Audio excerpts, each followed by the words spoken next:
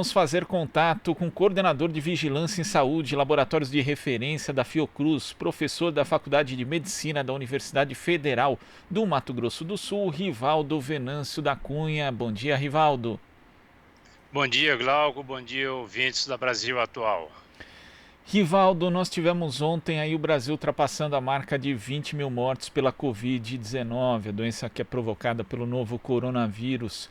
E pela segunda vez foi ultrapassada a marca de 1.000 mortos no período de 24 horas, chegando a 1.188, um total de 20.047 vítimas. Como é que você vê o cenário da pandemia no Brasil e também a curva epidemiológica, já que o Brasil continua crescendo em números de casos mesmo com as subnotificações?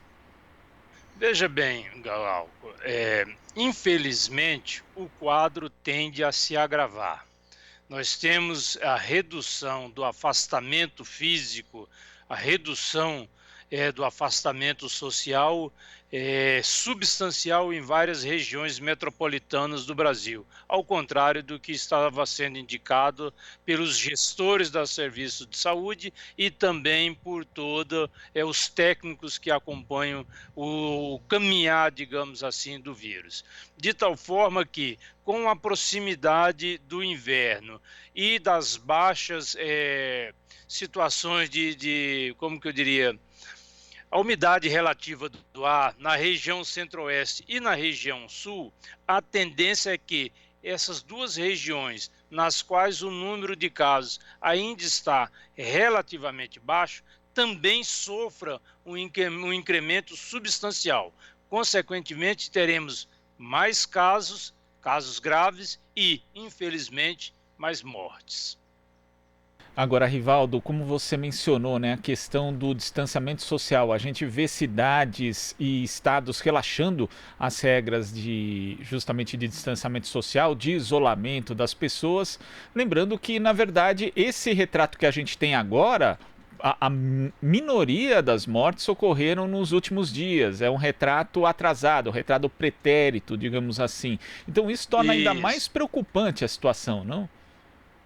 Sobretudo quando nós observamos essa temporalidade dessas mortes, como você bem colocou, Glauco, comparando com a exaustão, o quase colapso da rede de atenção nas principais regiões metropolitanas do país e também em regiões, cidades de médio porte do interior do país. Nós temos várias cidades no país, inclusive capitais, cuja disponibilidade de leitos para terapia intensiva está praticamente zero. Ou seja, isso torna a situação ainda mais grave. Rivaldo, a gente chama agora a participação da Marilu Cabanhas. Oi, Marilu. Oi, Glauco, oi, Rivaldo, bom dia. Bom dia, Marilu. Rivaldo, vamos falar de lockdown? A gente está vendo em locais, né, que ocorreram o lockdown com melhores índices e nos lugares ainda que não foram adotados essa prática, a gente está numa situação bastante preocupante. É importante o lockdown, por exemplo, aqui na cidade de São Paulo, uma grande metrópole, a gente está vendo ainda ônibus lotados, trens lotados, a gente continua vendo isso quando a curva está subindo. É bastante preocupante, Rivaldo? Muito, muito. Bom dia, Marilu. É muito, muito preocupante. Sobretudo porque nós estamos observando que este lockdown não poderá ser uma medida jurídica ou de segurança pública, mesmo considerando uma segurança sanitária. Há a necessidade urgente de que a medida de restrição da mobilidade social seja acompanhada, de fato, de medidas de proteção social. Nós sabemos que temos milhões de desempregados no Brasil, milhões de subempregados que trabalham de dia para se alimentar à noite, e essas pessoas não estão tendo condições de aderir ao lockdown, de ficar em casa.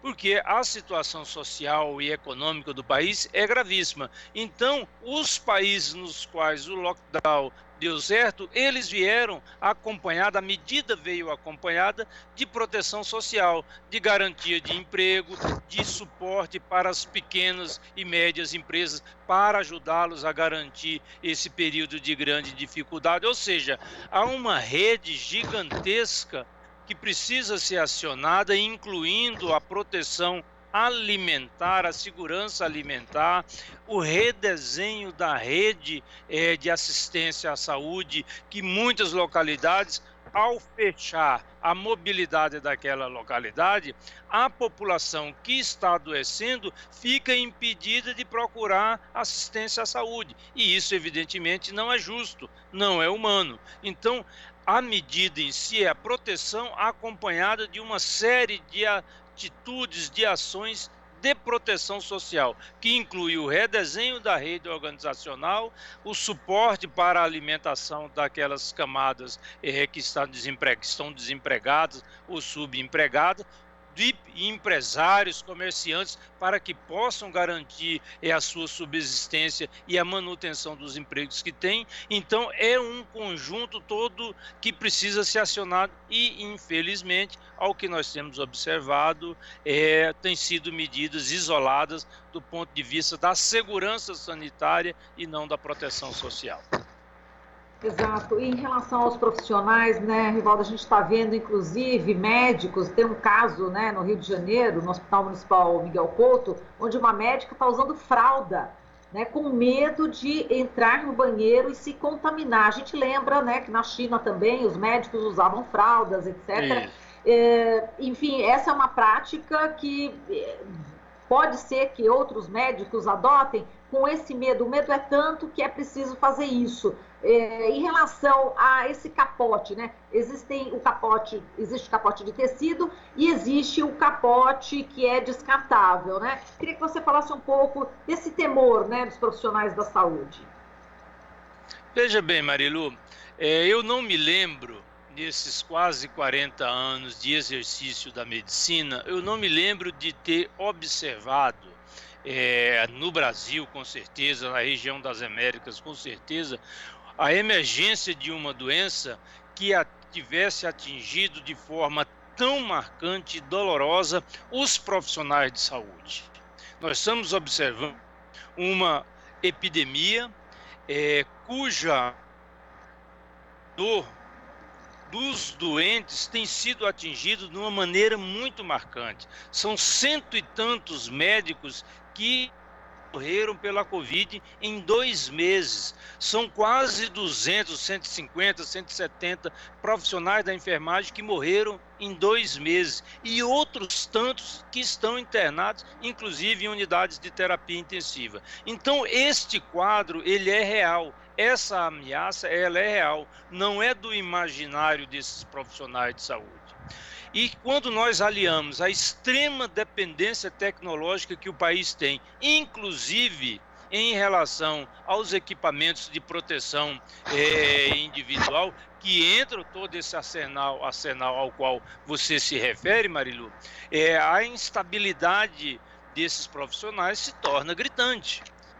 Aliada à gravidade e à transmissibilidade do vírus, nós temos unidades de saúde superlotadas, com pessoas em corredores quase que amontoadas. Então, a chance, a probabilidade de transmissão e de infecção desses profissionais, ela é real.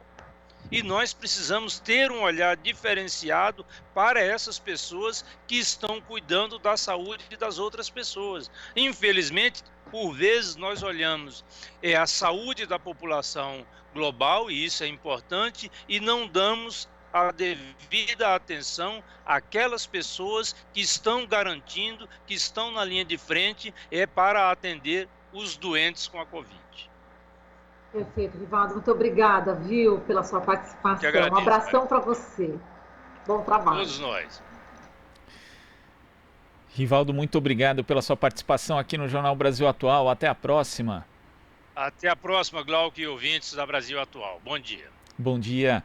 Conversamos aqui com o coordenador de Vigilância em Saúde e Laboratórios de Referência da Fiocruz e professor da Faculdade de Medicina da Universidade Federal do Mato Grosso do Sul, Rivaldo Venâncio da Cunha. Você está ouvindo Jornal Brasil Atual. As notícias que os outros não dão.